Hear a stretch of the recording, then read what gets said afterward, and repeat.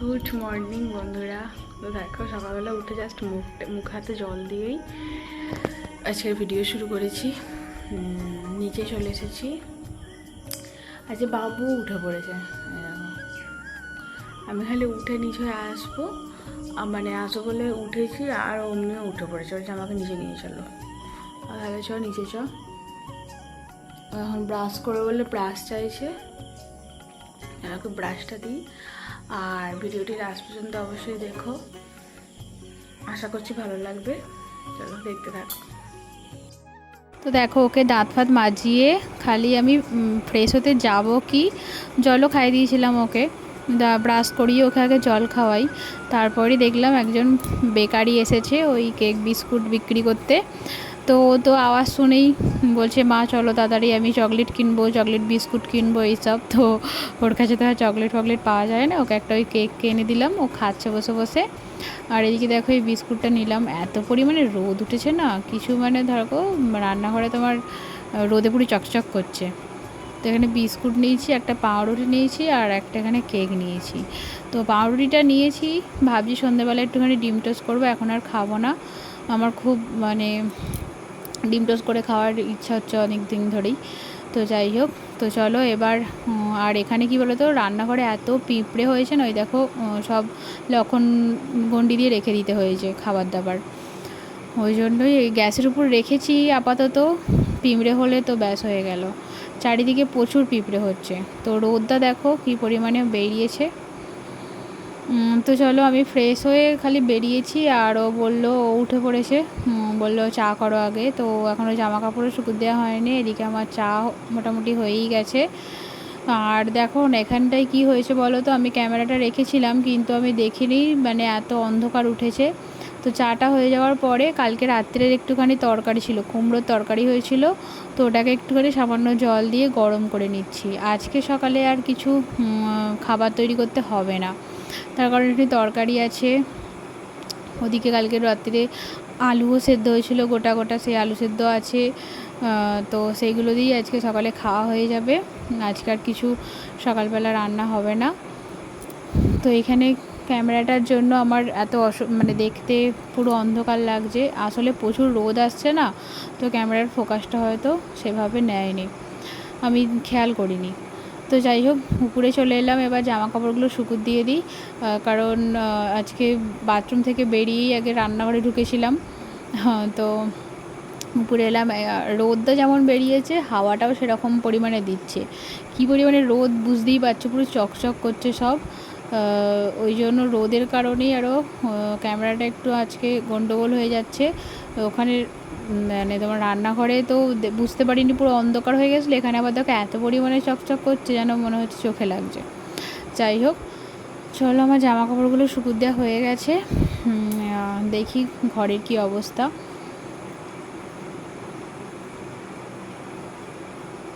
তো এদিকে দুটো কালকের জামা ছিল দিয়ে দিই। এই বর্ষাকালে এই এক সমস্যা, তোমার জামা কাপড় শুকোচ্ছে না সেরকমভাবে, দুদিন ধরে সব দিয়ে শুকোতে হচ্ছে।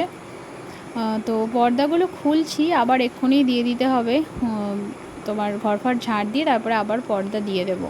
তো এদিকে দেখো বালিশের কভারটা তো পুরোপুরি ছিঁড়েই গেছেই, আবার ওই যে মুঠির কাছে একটুখানি মানে ভেতরের যে হয় না যেটা তুলো ভরা থাকে, সেটাও একটুখানি ফেটে গেছে, দেখলাম তুলো বেরিয়ে গেছে। আর এদিকে দেখো কালকে রাত্রিরে কি হয়েছে বলো তো, এখন তো ভোট সামনেই, মানে ধরো শনিবার ভোট আমাদের এখানে। তো সব চারিদিকে খালি তোমার মাংসের ঝোল ভাত এসব হচ্ছে আর কি, ভোটের সব পার্টি থেকে হচ্ছে। তো কালকে বাপিকে এক জায়গায় ওই যেতে বলেছিল আমাদের বাড়ির পাশেই, তো সেখানেই বাপি গেছিলো, এখানে মাংস দিয়েছে। তো আমাদের রাত্রিরে কালকে তখন খাওয়া হয়ে গেছিলো, বাপি যখন মাংসটা আনে, আমাদের আর খাওয়া হয়নি, বাপিই খালি খেয়েছিল, বললো মা তো মাংস খায় না, আর এই কটা আছে গরম করি, আর ওইটাই সকালবেলা খাওয়া হয়ে যাবে। এই 4-5 পিস আছে, ও মুড়ি দিয়ে খাবে। তো চলো এটাকে গরম করে নিই। ভোটের সময় মানে এটাই এক হয় এখানে, সব খালি খাওয়া দাওয়া, তারপরে ভোট মিটে গেলে আবার তোমার হবে সব খাওয়া দাওয়া, এইসবই হচ্ছে চারিদিকে। তো কালকে রুটি ছিল, দেখলাম 2টো বাসি রুটি আছে, তো ভাবলাম নষ্ট হবে, একটা খেয়েই নিই, খিদেটাও জোর পেয়েছে। তো ওই জন্যই চাটা ঠান্ডা হয়ে গেছে জানো তো, সেই তো কখন করেছি দেখতেই পেলে, চা করে উপরে গিয়ে জামা কাপড় শুকুর দিয়েছি, তারপরে তোমার বিছানাটা গুছিয়েছি, তারপর নিচে এসে মাংসটা গরম করে তারপরে এইদিকে দেখছি চাটা তো ঠান্ডা হয়েছে, তাহলে খেয়ে নিই। আর গরম করতে ইচ্ছা করলো না, এমনিতেই তো গরম, আর চা গরম গরম না খেলেও চলে, তার জন্যই আর চাটা গরম করলাম না। তো দেখো ওদিকে ওর বাবা খেয়ে বেরিয়ে গেছে, আর বাবুকেও আজকে 2টো মুড়ি খাইয়ে দিয়েছি আলু সেদ্ধ দিয়ে। ওকে আজকে খাইয়ে দিলাম, মুড়িও খাওয়া হয়ে গেছে, প্রায় বাজে হচ্ছে 9টার মতন। আমার ওদিকে আনাজও কোটা হয়ে গেছে, তোমাদের আজকে আর আনাজ কোটানোটা দেখানো হলো না। ও তো আনাজ ফানাজ কুটে দিয়েছি, ডাঁটা কুটেছি, আলু কুটেছি, ডাঁটা আলুর তরকারি হবে। তো মারা সকাল সকাল আনাজটা কুটে দিলে কী বলো তো, মায়ের সকাল সকাল রান্নাটাও চাপানো হয়ে যায়। আর তো এত পরিমাণে আজকে হাওয়া দিচ্ছে না, এদিকে দরজাটা দিয়ে তারপরে ঝাঁট দিতে হচ্ছে, নাহলে এই যে সব ধুলো সব ঘরের দিকে ঢুকে যাবে, ওই জন্যই আমি দরজা দিয়ে ঝাঁট দিচ্ছি। তো চলো ঝাঁটফাট দিয়ে নিয়ে, আজকাল উপরে আগে যায়নি, তার কারণ কি বলো তো, বাসে বিছানাটা গুছিয়ে এসেছিলাম, উপরে ভাবছি আজকে তোমার ইয়ে করবো, মুছবো, ঘরফর ঝাঁট দিয়ে মুছবো, কদিন মোছা হয়নি। আর যেহেতু যে বৃহস্পতিবারে চেষ্টা করি মোছার, কিন্তু প্রতি বৃহস্পতি আবার মনেও থাকে না, সময়ও কুলিয়ে ওঠে না। তো এদিকে ঘরফর মুছতে এসেছি, নিচই ঝাঁটফাঁট দিয়ে খেয়ে নিয়েছিলাম, তারপরে আমি উপরে ঘর মুছতে এসেছি, তার কারণ অনেকটা দেরি হয়ে গেছে। এখন বাজে হচ্ছে তোমার 10:30 11:45 এরকম বাজে।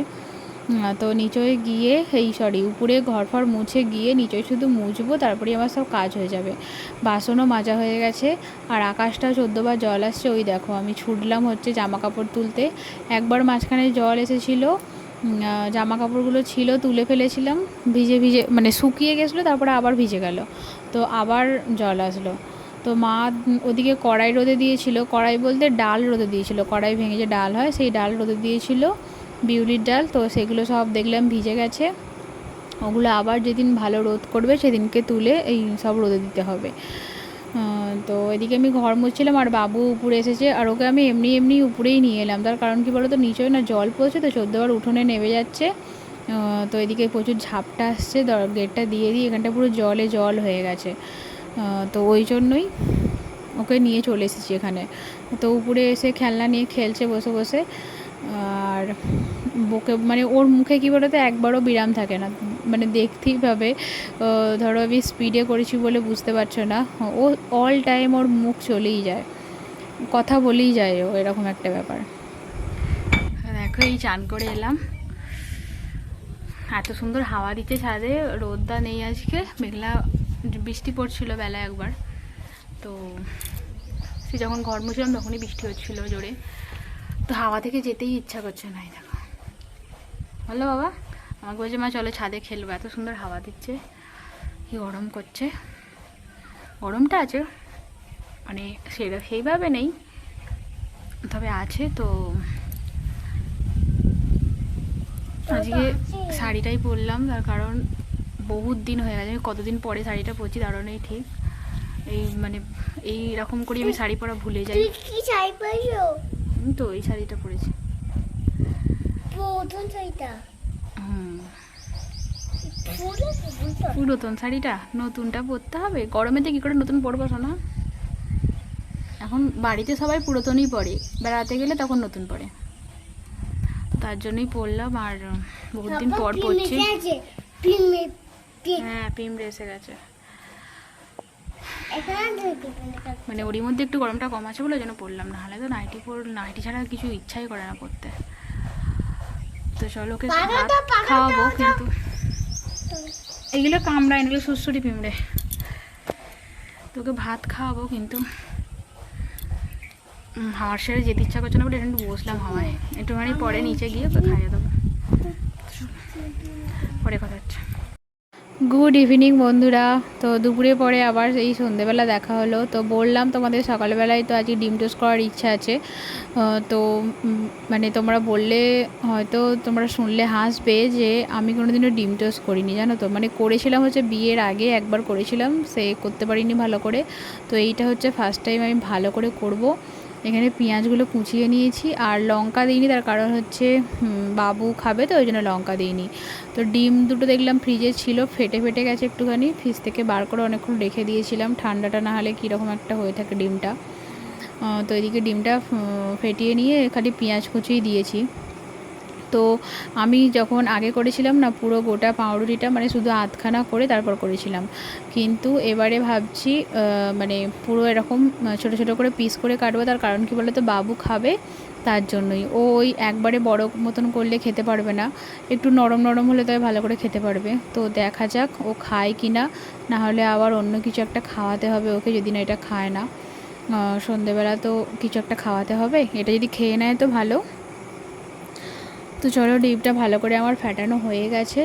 এদিকে চাটু বসিয়েছি, তার কারণ কি বলো তো, ওই ফ্রাইং প্যানগুলোতে না, আমাদের একটা ফ্রাইং প্যান আছে, মাঝখানটা উঁচু, মানে চারদিকটা নিচু মতন, মানে তেলটা চারদিকে ছাড়িয়ে যায়, ভালো করে জিনিস এরকম ভাজা যায় না। তার জন্যই আমি এরকম দ্বারা জিনিস মানে ভাজলে, চাটুতেই ভাজলে বেশ ভালো লাগে, আমার সুবিধা হয়। তো চলো, যা দিয়েছি অনেক ভয়ে ভয়ে দিলাম, কীরকম হবে আমি জানি না, আদৌ এরকমভাবে করছি, এটা আমার মাথা থেকেই এমনি আইডিয়া বেরোলো যে এরকম করে করলে কীরকম লাগে।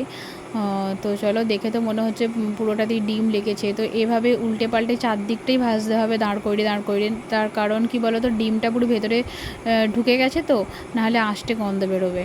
এরকমভাবে উল্টে পাল্টে সব ভেজে নিই ভালো করে।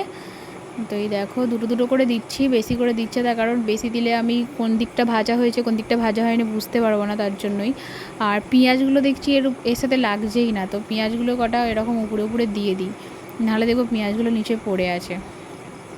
চলো, এই দুটো দেখেছো ভাজা হয়েছে, ওই দুটো বাবুকে দিয়ে দিয়েছি আগে, ও খেতে বসে গেছে। চলো, আমাদেরও সবগুলো ভাজা হয়ে গেছে, এবার গরম গরম খেয়ে নিই। আর তোমাদেরও ভিডিওটা কেমন লাগলো অবশ্যই জানিও। আজকের ব্লগটা আমি এখানেই শেষ করছি, দেখা হবে নেক্সট ব্লগে। নেক্সট ব্লগ কবে আসবে আমি জানি না, আমি এখন রেগুলারলি ব্লগ তোমার সাথে শেয়ার করতে পারছি না, তো দেখি এবার কবে আসে। তো কেমন লাগলো অবশ্যই জানিও, ভালো লাগলে অবশ্যই একটা লাইক করে দিও, আর আমার চ্যানেলটিকে সাবস্ক্রাইব করে আমার পাশে থেকো। তো আজকের মতন টাটা, গুড নাইট, ভালো থেকো, সুস্থ থেকো, সকলকে ভালো রেখো।